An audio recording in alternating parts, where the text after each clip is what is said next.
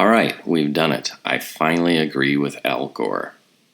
Now, we're going to look at an article, but I want to do something I always advise when you're reading an article on anything. Look up the author of the article. So we're going to look up this writer at Time magazine. It's written by Justin Warland. This fella here, you could see Time magazine and Harvard, I'm sure you earned it. And this guy is one of the 3 top journalists covering sustainability and clean energy: Amy Harder, Justin Warland, and Stephen Lacey. So we're dealing with someone who's quite well read on this subject, at the very least, working for the respectable outfit Time magazine. So here's his article, Time, Justin Warland, July 16, 2020. Now I want to point out first and foremost, always look at the picture they choose to use. The journalist said we're retiring the polar bear. And so we have a picture of bent wheat for some reason. And behind it, is this CO2 going in the atmosphere? Nah, it's steam. So always pay attention to that. Anyway, like I said, I agree with Al Gore. What could have happened? How a new effort to trace emissions, led by Al Gore, could reshape climate talks. As countries entered the final months of talks ahead of the Paris Agreement in 2015, China offered a big revelation. Now I want to back up, talk about the Paris Agreement. I'm reading a book called False Alarm. I'll do a video on it when I'm finished. In False Alarm, he points out that the Paris Agreement will only achieve 1% of what the politicians have promised, and in fact, the only guarantee is it's going to lead to incredible costs for third world countries.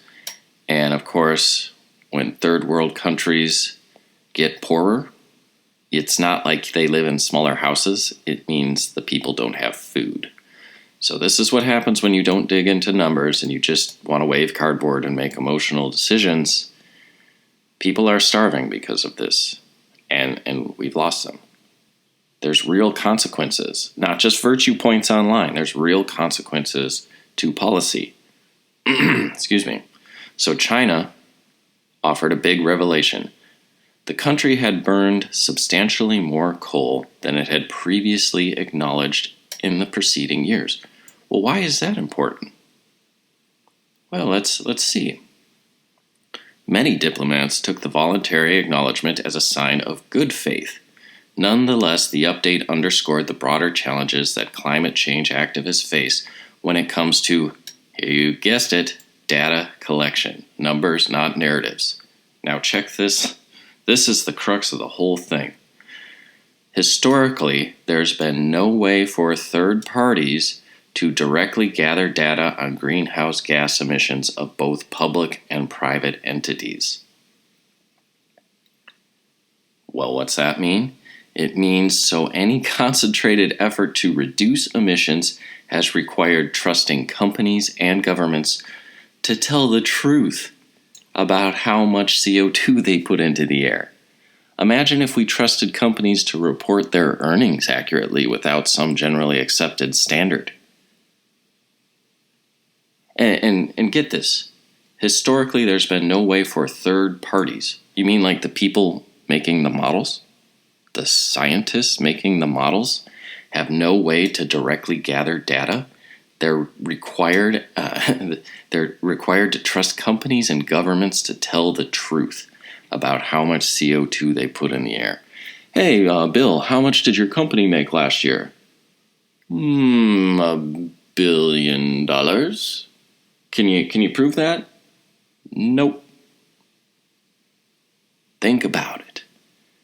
Historically, there's been no way for third parties to gather data directly on greenhouse gas emissions of public and private entities, and so any effort to reduce emissions has required trusting companies and governments to tell the truth. It's amazing. But there's hope. A new coalition of 9 climate and technology organizations calling themselves Climate Trace say they are using satellite data, artificial intelligence, and other technology to track greenhouse gas emissions from across the globe remotely. thought that's what they were doing. Honest to God. At the micro level, the platform allows users to track emissions down to the level of individual factories, ships, and power plants. Now, hopefully this works better than self-driving cars, because this would be really cool if this technology delivered what it promises, because that means people like me and you could actually look at raw data. In aggregate, the platform will allow for a collective accounting of how the world is doing. Of how the world is doing. There's so much you can hide with GAAP. There's so much. I've thought about doing videos on accounting, but it's going to be more boring than videos on global warming.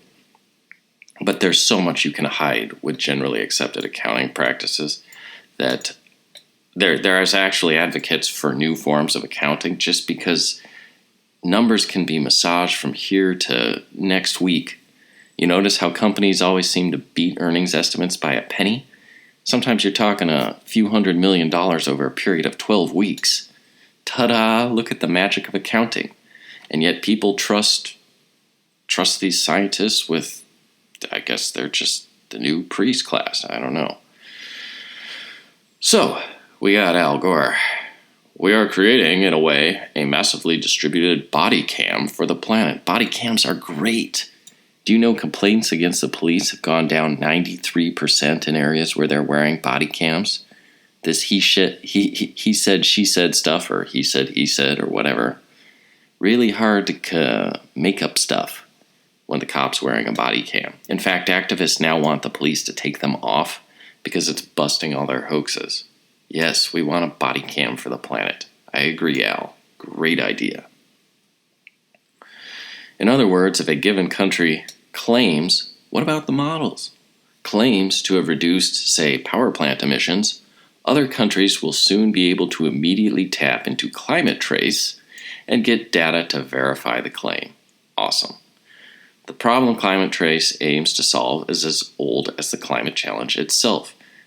Now, here we go again. Emissions data are often collected by local governments and collated at the national level. Emissions data is collected by local governments and collated at the national level. Yeah, no room for fraud there. For that reason, the validity of the data can vary significantly from country to country and region to region, and yet we can take it, build models that are accurate out to and up to 80 years and beyond. Yep, no problem there. This has created distrust and disagreement about what data can be trusted. How come this isn't front page news? Distrust and disagreement about the data that can be trusted? This isn't a Republican. Dude, this is mainstream sources right here. Saying we can't trust the data? Numbers, not narratives. Where do the numbers come from? And by extension, which governments can be relied upon to follow through on their commitments? Creating a system that would provide a single, reliable data set is as much an organizational feat as a technical one. Think about that. We do not have reliable data. That's what this says. We don't have reliable data on climate change. Individual countries and other organizations have their own satellites as well as ground-level tracking tools, but these countries, companies, and even nonprofits often have competing interests and therefore aren't inclined to collaborate. What? I thought we were just doing pure science. There's special interests and there's motivations to, lie? No way. But it's definitely real. The organizations behind Climate Trace intend to bring that data together. Instead of launching a new satellite, they have gained access to data from dozens of sources and are crunching the information in a way that no organization has yet been able to do. They construct something that none of them can do individually, said Paul Bodnar, a climate official in the Obama administration who now serves as managing director. Accurately monitoring the world's emissions from afar would be a significant feat that could reshape many key points among the debate among those working to fight climate change. Yeah, having actual data, not government self-reports, would be a huge step forward. Countries would be able to verify their counterparts are following through. Governments could crack down on companies that are covering up their true footprint so the models don't catch any of this. How do you know what the world's going to be like in 80 years if all the numbers, all the data you're inputting is just made up? Environmental groups could trace illegal forestry practices that are reducing forest cover and emitting carbon in the process. To do that, we're going to need power plant, in fact, boiler level information in literally real time for every single power plant in the world. Sounds great. That's awesome. I want to look at it too. The project is currently in prototype mode, but Gore and his partners say they plan to offer an accounting of global emissions by next October, ahead of COP26, a key climate conference in Glasgow, scheduled to begin November 1st, 2021. He says he has been in contact with the conference organizers on how to implement it. This would be a major advance. Yeah, having actual data would be a major advance. Hey, if you got actual data, maybe you could draw realistic conclusions too. Science. So,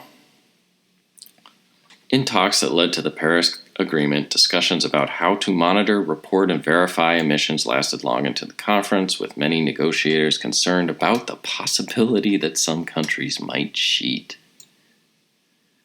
Climate Trace would allow for instant monitoring and verification.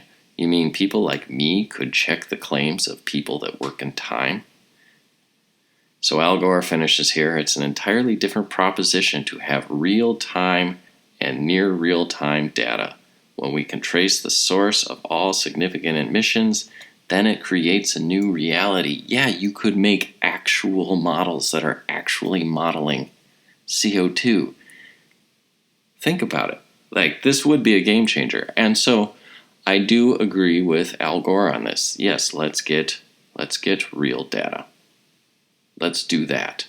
Please, dear Lord, can we get some real numbers and not made up guesses from governments? But of course, my agreement with Al Gore, well, that's about where it stops. What is your take on the man the president chose to head the Environmental Protection Agency, Scott Pruitt, who, by the way, just last week said he doesn't agree that carbon dioxide is a primary contributor to climate change? And that's a perfect example of the problem that I'm describing in the assault on reason. But again, at some point, a false belief collides with physical reality. Ice-free summers we are in the Arctic. seeing every night on the television news now a nature hike through the book of Revelation. These climate-related extreme weather events have convinced the vast majority of people that the scientists have been right for a long time. We have to address this. But putting someone in the EPA who denies even the most basic scientific truth about this, it's the old cliches are, you could say the earth is flat, but it doesn't mean you're going to fall off the edge. Yeah. Well, thanks, Al. Maybe you should turn off the news.